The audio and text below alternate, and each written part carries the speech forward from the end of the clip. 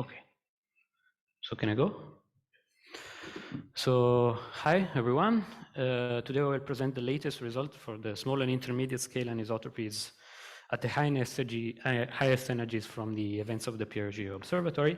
If you don't know, we recently published a paper that you can find at this link with this very long title that I will not repeat. But and I invite you to read the paper because it's, I think, a really, really nice result.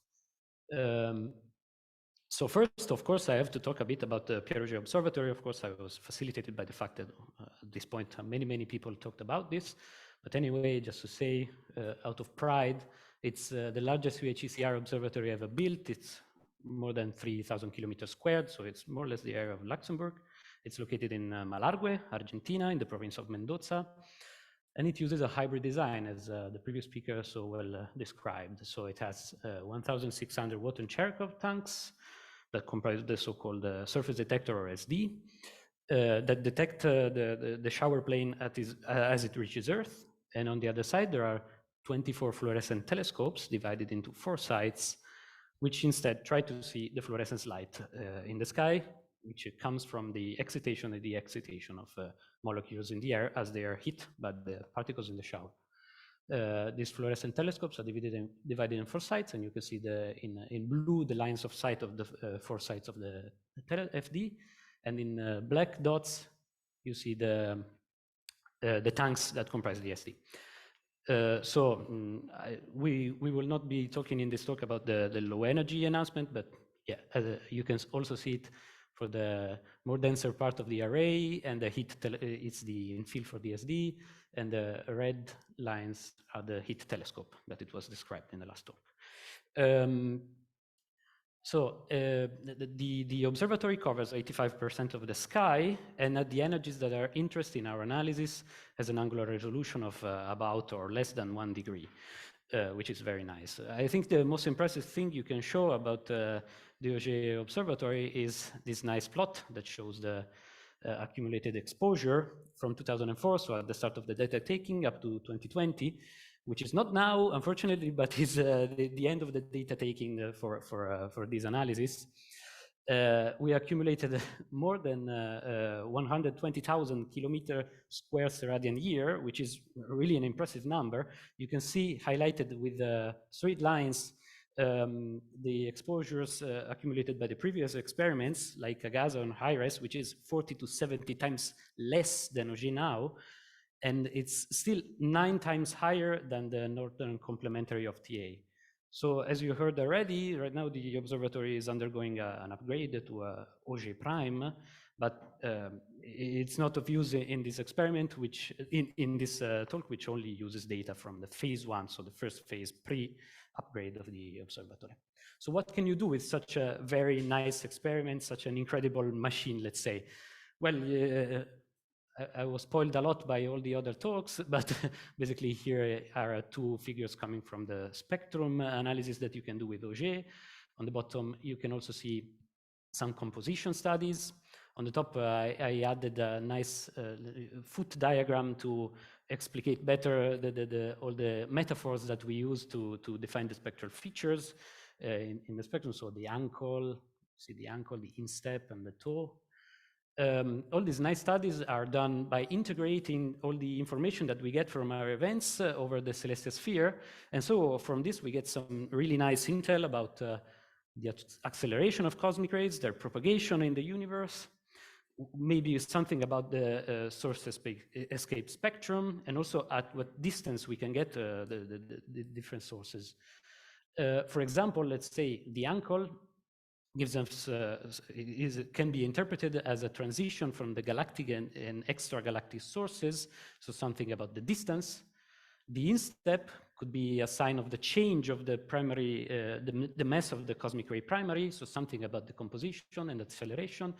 The toe could be either explained, for example, by the presence of the famous GZK effect that is the interaction of ultra-high-energy cosmic rays with photons of the CMB that effectively limits the universe that we are able to observe at the highest energies, or it can just be source exhaustion, so the sources cannot reach energies higher than what we see in the last part of the cosmic ray spectrum. So everything that I said here is nice, gives us some information about what the sources can be, but it does not give us information about who actually they are. So if I look at the sky, I cannot say from these informations, pinpoint at the correct source. Of course, this is very hard to do, and to do it, we are trying to do it by breaking down the flux, of course, based on arrival direction of the events, and to try to see and identify actually the correct sources of the cosmic rays.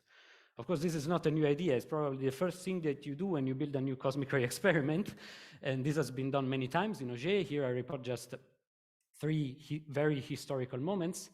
So the first thing that we did, or I was probably just out of the elementary school in 2007 when Auger published this paper on science with 27 events above 57 exa-electron volts. I want you to please keep in mind this number because it will come up again later. And with in this paper, we showed a clustering of events close to nearby galaxies, and in particular 10 clustered in the Centaurus region, which will come again many times in this talk. 10 years later, another publication in Science, this time using 32,000 events above 8 exa-electron volts, and this is the famous result about the discovery of the dipolar-like flux over 5 sigma significance, in line with the nearby stellar mass distribution reported in the 2MRS catalog. Again, in 2018, this is a paper from which many plots showed in this conference have been taken. It's not seen here, but it was in APJL. And we use 900 events above 39 exa-electron volts, and we reported an indication for correlation with nearby star-forming galaxies. And here we are now, well, not now, 2 years ago at this point, but we are trying to basically update the search done in 2019 with new events and a new data set. And so the first thing that we have to do is to build the data set. And I think that what we did was a very great achievement. This data set is the largest data set ever built at the extreme energies. It's really an incredible effort. And of course, this is like the chef saying that the food in his restaurant is very good. But if you do not believe me, you can go at this link, download the data set and try it yourself, play with it, do whatever you like. We have 2,635 events, of which 2,040 are vertical, so they have zenith angle with respect to the vertical 0 point under 60 degrees, and 595 with zenith angle more than 60 degrees. Here I broke down a bit the energy threshold. You can see going around in the GIFs, where the events above those thresholds are positioned in the sky, and you see that we have 36 events about 100 exa-electron volts. And if you remember well, 27 events, we published a paper in 2007 on Science. So yeah, you see how much the observatory and the collaboration has evolved and collected data. We use 32 exa-electron volt as the threshold to build the data set because it's the highest energy range for the dipolar searches that were published in 2017. Here I show another way of visualizing the data using the Flux map, and which clearly shows the parts of the sky, well, clearly depending on the energy range that we are looking at, where there is more flux compared to the others. And this is basically the simplest way to look at our data. No? We plot it on the sky, and we try to look where there is an overdensity with respect to isotropy. And this is a nice search because it has basically no a priori. We are not putting any model in play. We are just looking at our data and where it's positioned on the sky. So to do that, we scan in the direction. We look at the whole sky by binning it in with the hill peaks. So we're doing ISO area pixels of the sky. We scan in threshold energy of the data set, cutting the data set at different energies, and in top part angular scale to see how far can we go from the point that we are looking at and how many events there are in each angle. The largest significance post-trial we found is 2.2 sigma, and it's located at this point here. I think this will not surprise anyone. This is the Centaurus region that I already talked about, and I would say Centaurus region probably more time than end in this talk, in which we saw an excess of 156 events compared to the excess.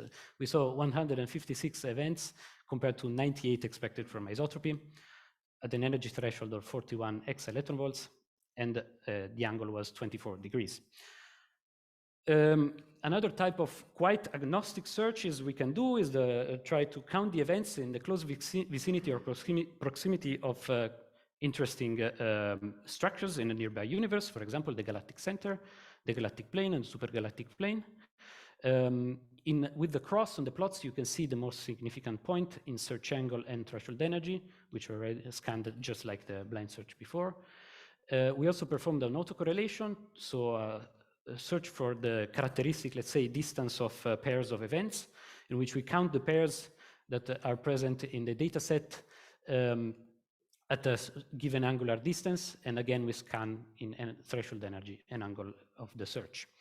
None of these searches give us any significant result, but still I think they are quite worthwhile to do, because they give us relevant information with the characteristic of our data set and the correlation with local universe.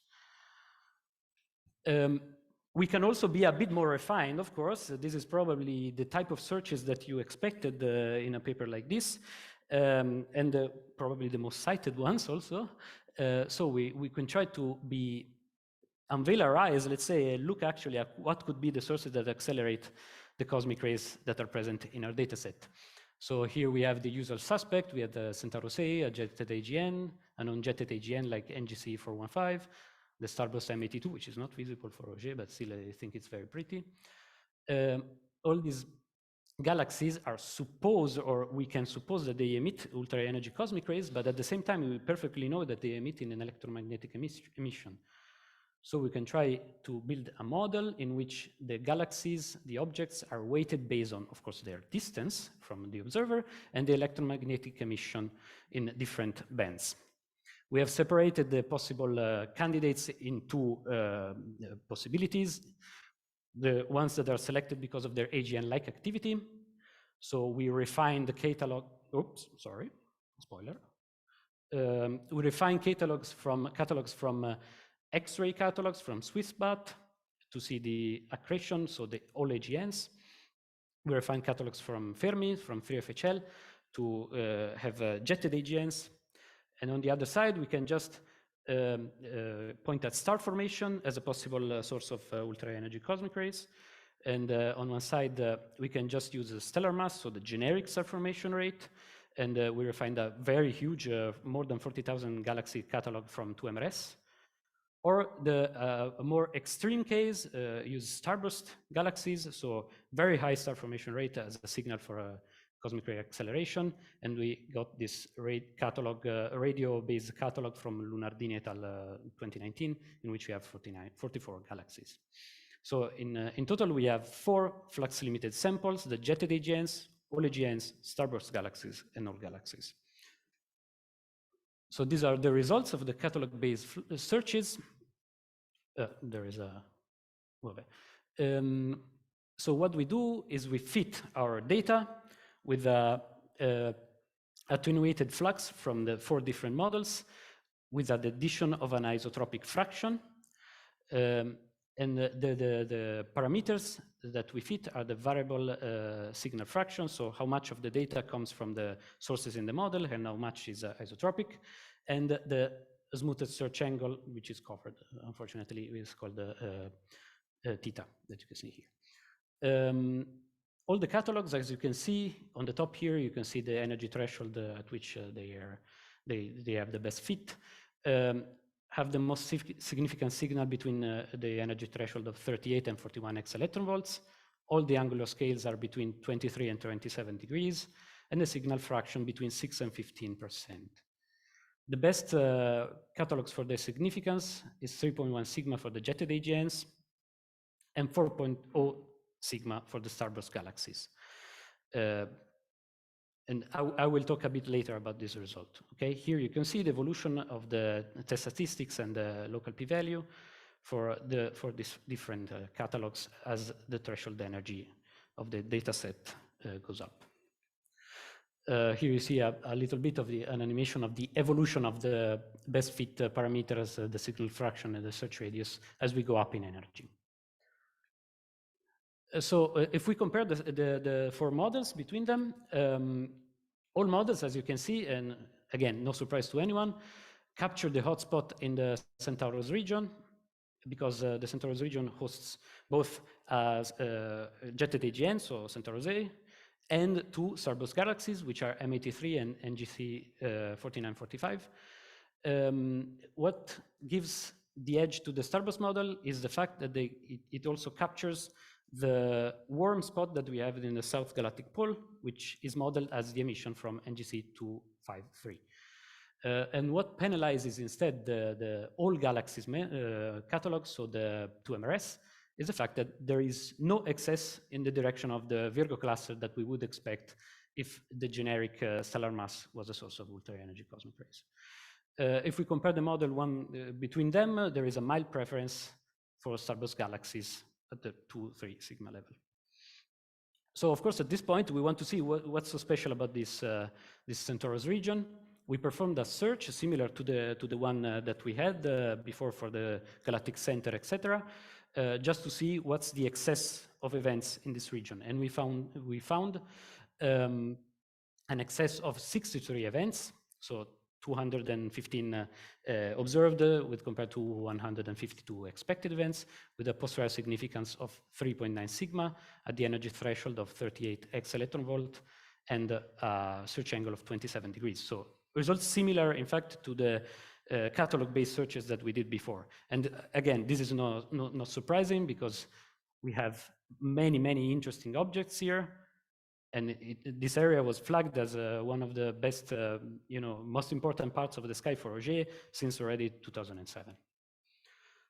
So looking at the evolution of the signal, as I said, I wanted to talk a bit about this because we had significance for the starburst analysis of 4.0 sigma in APGL 2019, and 4.5 sigma actually presented by ICRC 2019. So maybe everyone going into this paper was expecting to have a nice 5 sigma result, but yeah, in the end it didn't happen. You can see the lines that show the result at the result how it was at APGL 2018 and ICRC 2019. I show a dotted line here at about the end of 2019, which is when the drop in significance started happening. This is strangely coincident with the start of my PhD, but I hope it's just a spurious coincidence. And you can also see that the fact that the drop in significance for the starburst galaxies is mirrored in a plateau in the excess in the Centaurus region. So we already know what happened. For some reason, we didn't have much events in the region that is driving basically all the significance in all of our analysis. This is still, compatible with a linear growth of about 2 significance every 2 years, more or less, something like that. 2 points in the test statistic. Here you see the projection, the linear projection of the test statistic in the starburst analysis. Here you see a linear projection of the Centaurus region excess, and you see that they are what is happening now is clearly in between like 1 sigma or at most 2 sigmas.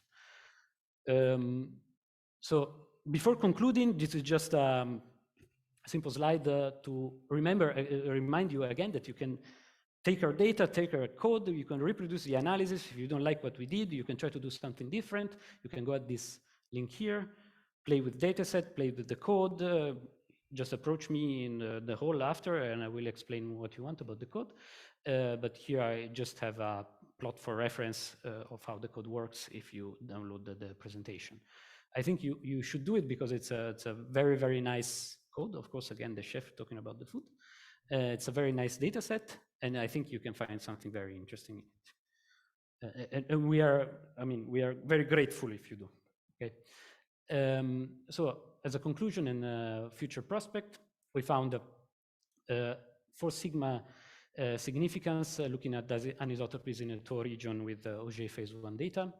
We looked at the Centaurus region and also at the catalog-based searches and found this 4 sigma significance. The largest signal was from the starburst catalogs that has a mild preference above other catalogs. What we can do now, well, we can just wait, wait and try to collect more data. If we just go on like this, we expect with the usual Auger analysis, we expect to get to 5 sigma, let's say between 2025 and 2030, depending if you get other unlucky PhD candidates. or with the Auger prime that will give the upgrade that will give us information about Xmax, we hope, and no, we are sure. We can try to select the lightest component, which should give us better information about the arrival direction of cosmic rays. We can try to do full sky coverage with TA for the arrival direction, just as for the spectrum that was already presented, and look out for contributions coming up about this, I think, at the next conferences.